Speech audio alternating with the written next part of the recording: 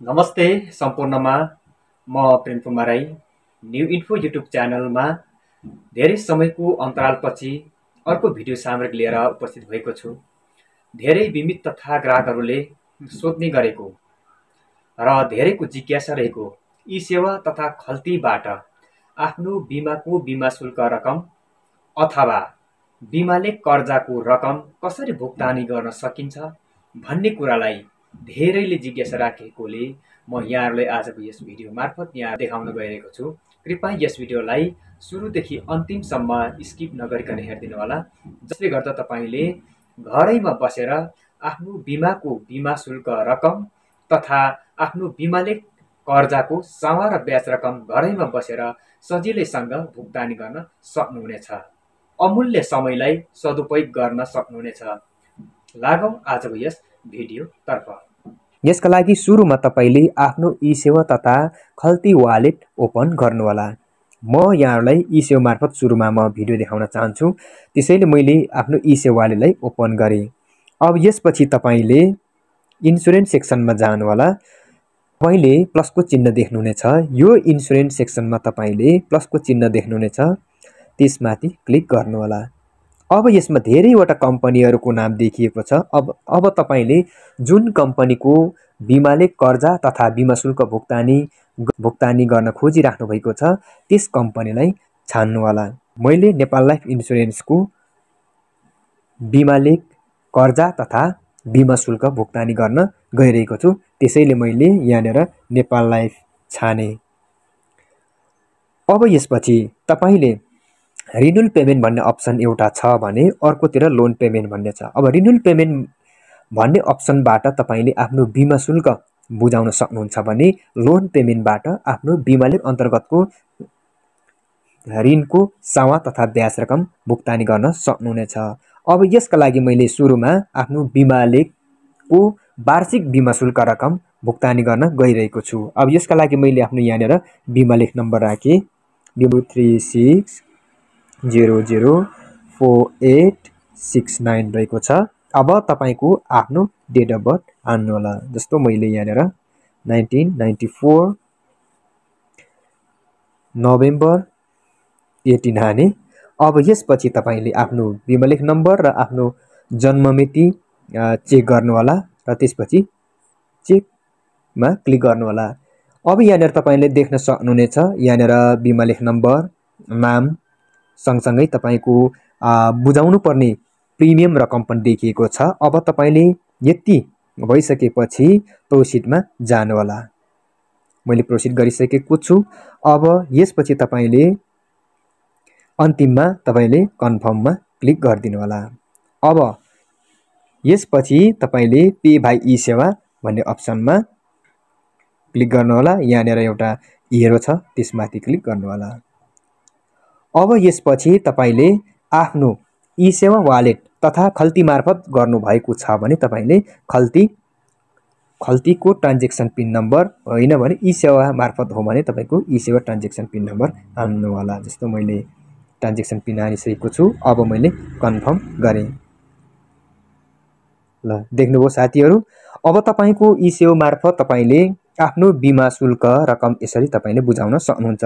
यसपछि तपाईले यहाँनिर पीडीएफ भन्ने राइट टपमा तपाईले एउटा अप्सन देख्नुहुनेछ। यहाँनिर तपाईले पीडीएफमा क्लिक गर्नुभयो भने यहाँनिर बिल डाउनलोड हुन्छ। यो बिमा शुल्क रकम ई सेवा मार्फत कसरी घरैमा बसेर सजिलैसँग भुक्तानी गर्न सकिन्छ भन्ने विषयमा। अब जाउँ तपाईले आफ्नो बिमाले कर्जा तथा बिमा मार्फत तपाईले लिनुभएको ऋणको सावा तथा ब्याज रकम कसरी भुक्तानी गर्न सकिन्छ। यसका लागि सुरुमा तपाईले फेरि पनि ऐकै जस्तो इन्सुरेन्स सेक्सनमा जानुहोला। पोलिसी रिन्युमा नै क्लिक गर्नुहोला। पोलिसी रिन्युमा क्लिक गर्नुहोला। त्यसपछि कम्पनी छान्नुहोला। जस्तो कुन कम्पनी हो तपाईले त्यस कम्पनी छान्न सक्नुहुनेछ। मैले नेपाल लाइफ इन्सुरेन्स कम्पनी छाने र अब यहाँनिर आफ्नो दुईटा अप्सन रहेको छ। रिन्युअल पेमेन्ट भन्ने एउटा छ भने अर्कोतिर लोन पेमेन्ट भन्ने छ। अब म लोन पेमेन्टमा गएँ। म बिमाले कर्जा भुक्तानी गर्ने प्रक्रिया म यहाँहरूलाई देखाउन गइरहेको छु। जस्तै बिमालेख नम्बर हाल्नु होला। यहाँनिर मैले एउटा यहाँनिर बिमा लेख नम्बर हालेको छु। अब यहाँनिर तपाईको जन्म मिति हाल्नु होला।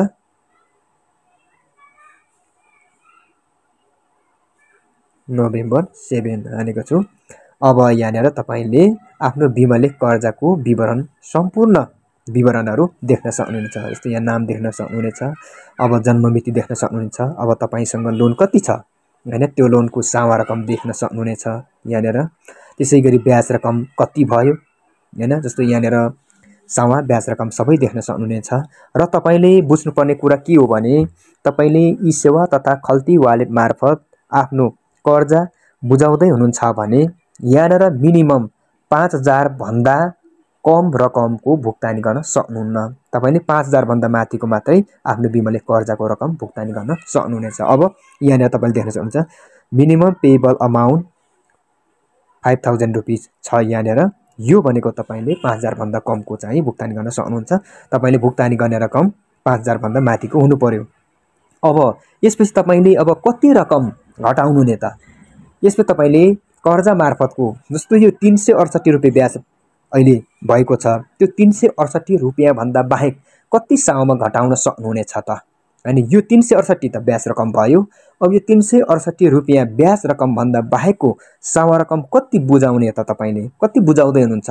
त्यस रकम र त्यो ब्याज रकम जोडेर तपाईले यहाँनिर एकमुष्ट रूपमा राख्नु होला। जस्तो मैले यहाँनिर कम्तीमा 5000 भएको कारणले मैले जस्तो 5368 रुपैयाँ मैले यहाँनिर भुक्तानी गर्न लागिरहेको छु। अब यसमा सावा 5000 रुपैयाँ मैले घटाएँ भने 368 रुपैयाँ के रह्यो त? यो ब्याज।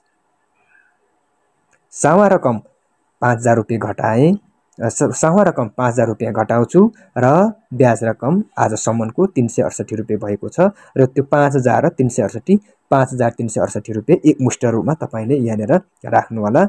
र यो सिस्टमले आफैले सावा तथा ब्याज रकम एडजस्ट गर्छ, तपाई आफूले छुट्याइराख्नु पर्दैन। अब यसपछि तपाईले चेकमा क्लिक गरिदिनु होला।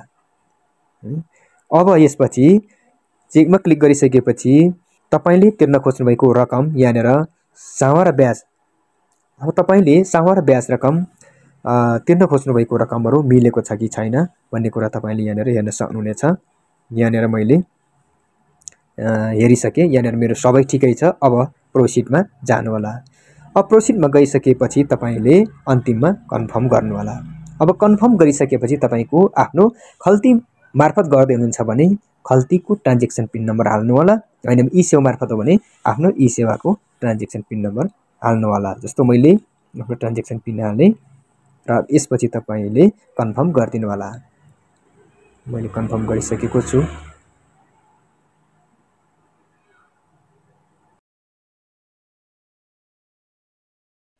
अगाडिको भिडियोमा तपाईहरुले ई सेवाबाट आफ्नो बिमाको किस्ता रकम र ऋणको सावा र ब्याज बुझाउने तरिका हेर्नुभयो। अब तपाईहरुलाई म खल्तीबाट म आफ्नो बिमाको किस्ता र कर्जा बुझाउने प्रक्रियामा देखाउन गइरहेको छु। सुरुमा तपाईले आफ्नो खल्ती वालेटलाई ओपन गर्नु होला। मैले आफ्नो खल्ती वालेटलाई ओपन गरिसकेको छु। तपाईहरुले ध्यान दिनुपर्ने कुरा यहाँनिर तपाईको बिमा शुल्क रकम र कर्जा जति बुझाउन चाहनु भएको त्यो रकमलाई तपाईको त्यो रकम पुग्ने गरी तपाईको ब्यालेन्स हुन आवश्यक छ। अब यसपछि यो खोलिसकेपछि तपाई अलिकति यो मास्तिर स्क्रोल गर्नु होला। यहाँनिर फाइनान्शियल सर्भिसेस भन्ने छ, त्यसको तल्लोपट्टि एउटा छाताको सिग्नल देख्न सक्नुहुनेछ, त्यहाँनिर क्लिक गर्नु होला। अब यसपछि तपाईले लाइफ इन्स्योरेन्स भन्ने अप्सनमा क्लिक गर्नु होला। अब यसपछि यहाँनिर तपाईले जुन कम्पनीको आफ्नो बिमा शुल्क बुझाउन खोज्नु भएको छ त्यो कम्पनी छान्नु होला। मैले नेपाल लाइफ इन्स्योरेन्स छाने। अब यसपछि यहाँनिर दुईटा अप्सन देख्न सक्नुहुनेछ, एउटा रिन्युअल पेमेन्ट भन्ने छ भने अर्कोतिर लोन पेमेन्ट भन्ने छ। रिन्युअल पेमेन्टबाट तपाईको वार्षिक बिमा शुल्क रकम बुझाउन सक्नुहुन्छ भने लोन रिपेमेन्टबाट बिमाले कर्जा रकम बुझाउन सक्नुहुनेछ। मैले बिमा शुल्क रकम बुझाउन चाहन्छु, त्यसैले मैले यहाँनिर रिन्युअल पेमेन्टबाट गए। अब यहाँनिर बिमा लेख नम्बर हाल्नु होला। जस्तो 236003778 छ। अब यहाँनिर तपाईको जन्म मिति हाल्नु होला। 2009 नोभेम्बर 11 छ। अब यसपछि तपाईले गेट डिटेल्समा जानु होला। अब यहाँनिर तपाईले देख्न सक्नुहुनेछ, नाम पनि देख्न सक्नुहुन्छ। यहाँनिर बिमा लेख नम्बर, रिन्युअल पेमेन्ट, तपाईको रकम कति हो भन्ने देख्न सक्नुहुन्छ। र यसमा ड्यु डेट भनेको चाहिँ, ड्यु डेट भनेको तपाईले बुझाउनु पर्ने समय अथवा किस्ता बुझाउनु पर्ने समय हो। यसपछि तपाईले यहाँनिर प्रोसिडमा क्लिक गरिदिनु होला। अब प्रोसिडमा क्लिक गरिसकेपछि यहाँनिर खल्ती वालेट सेलेक्ट गर्नु होला। अब यहाँनिर एकपटक तपाईले यहाँनिर हेरेर कन्फर्म गर्नु होला। त्यसपछि सबै ठीक छ भने तपाईले अन्तिममा ओकेमा क्लिक गर्नु होला। मैले ओके गरिसकेको छु। अब यहाँनिर हाम्रो ट्रान्ज्याक्सन सक्सेस भएको छ। यसपछि तपाईले यहाँबाट नेपाल लाइफ इन्स्योरेन्स कम्पनी लिमिटेडको लोगो सहितको बिल प्राप्त गर्न सक्नुहुन्छ। त्यसका लागि तपाईले डाउनलोड रिसिप्टमा जानु होला। यहाँनिर तपाईको रसिद डाउनलोड हुँदैछ।